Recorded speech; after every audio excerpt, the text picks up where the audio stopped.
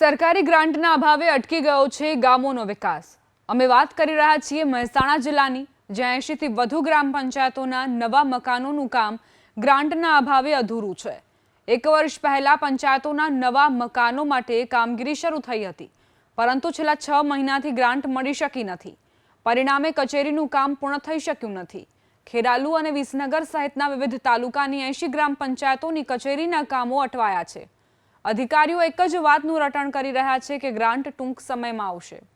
एक तरफ सरकार गामोना विकासनी वातो करे छे, बीजी तरफ पंचायतनी कचेरीओनुं काम पैसाना अभावे अटकी पड्युं छे। 60% मजूरी અને 40% માલસામાનનો ખર્ચ કરવાનો થાય છે, પરંતુ આ કામગીરીમાં માલસામગ્રીનો ખર્ચો વધુ આવતો હોય।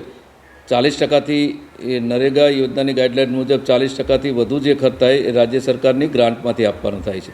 એટલે એક પંચાયત દીઠ લગભગ 11,33,000 રાજ્ય સરકારે આપવાના થાય છે।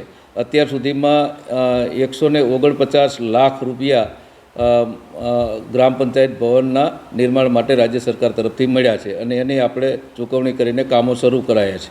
અન્ય ગ્રામ પંચાયતોમાં આ રકમ ન મળવાથી કામની પ્રગતિ નબળી અત્યારે ધીમી પડી ગઈ છે। મહેસાણા જિલ્લાના વિવિધ ગામોની અંદર ગ્રામ પંચાયતના નવીન મકાનોના કામ શરૂ થયા છે, પરંતુ છેલ્લા 6 મહિનાથી આ તમામ કામો ખોળંબે પડ્યા છે। હું દ્રશ્યો આપને બતાવવા જઈ રહી છું મહેસાણાના બોચરાઈ તાલુકાના વેણપુરા ગામના, જે વેણપુરા ગામની અંદર નવીન પંચાયતનું ઘર બનાવવામાં આવી રહ્યું છે, પરંતુ આ પંચાયતનું મકાન છે તે બનાવ્યા પહેલાં જ ખંડેર બની રહ્યું છે, કારણ કે 6 મહિનાથી આ જ રીતે તેનું કામ બંધ છે। કામ બંધ થતાં જે અધૂરું કામ છે તે પૂર્ણ કરવામાં આવ્યું નથી।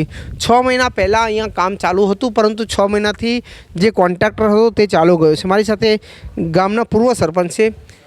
કંદેભાઈ, શું સમસ્યા છે, કેટલા સમયથી આ કામ ચાલુ થયું હતું, ક્યારનું બંધ છે?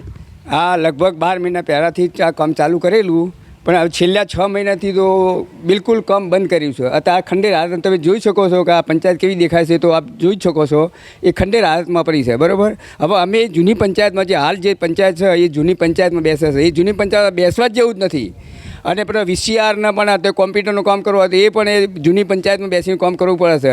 એટલે હાલ વેણપુરામાં એટલી તકલીફ છે પંચાયત ઓફિસ સિવાય, એટલે આ તાત્કાલિક જલ્દી ચાલુ થાય એવી અમારી ગામ લોકોની માગણી છે। રજૂઆત કરી તો શું કહેશે અધિકારી? રજૂઆત કરવાથી અધિકારીને વાત કરીએ કે હા ટૂંક સમય હું ચાલુ કરી દઉં છું, ટૂંક સમય ચાલુ કરું છું, હજુ ગ્રાન્ટ નથી અમારે આવી, હવે શું કરીએ? તો સરકાર જલ્દી ગ્રાન્ટ આપે અને આને સત્વરે ચાલુ કરાવે। હું ફરી એકવાર આ દ્રશ્યો બતાવીશ કે જે રીતે આ પંચાયત બનાવવા હોય તેના પ્લાસ્ટરો બાકી છે। આપ જોઈ શકો છો કે તેનું બહારનું તમામ પ્લાસ્ટર બાકી છે। અંદરના પણ હું આ દ્રશ્યો બતાવી કે કઈ રીતે અંદરના આ દ્રશ્યો છે, જે રીતે આ પરિસ્થિતિ ઊભી થઈ છે, કારણ કે બનાવ્યા પહેલાં જ આ જે પંચાયત ઓફિસ છે તે ખંડેર બની છે।